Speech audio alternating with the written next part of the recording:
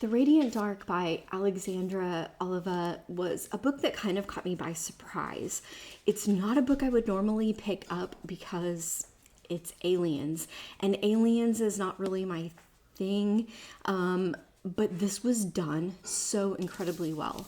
We are following multi-generations of women in the same family. It starts in March of 1980 when we're just in a very small town, and all of a sudden the earth receives a message from outer space, and they start decoding this message and trying to understand what it says and try to figure out how to respond.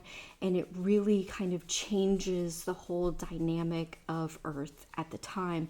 It actually really starts to unify people.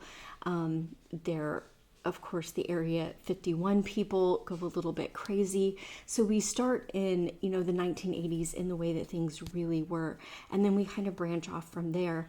And what we really get is not so much an alien story as it is a story of discovery and a story of identity and a story of science, and how something can really change the trajectory of not only one person's life, but an entire generation. And I liked the way that Oliva brought in not only our main characters, but also offshoot characters and how they were affected by this message from outer space.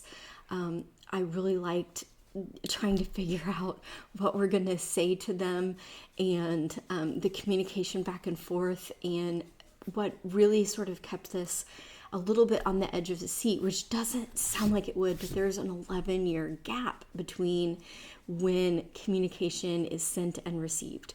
So that kind of stretches the timeline out here in a quite interesting manner, in a unique manner, I think, because most of the time when we're talking about something that's thrilling, we're talking about fast pace, something that happens very quickly. And this is something that unfolds very, very slowly. And yet that was a very thrilling aspect. This was a really great, just contemporary story. And if you like stories of generational experiences, then I highly recommend this. It was a great read.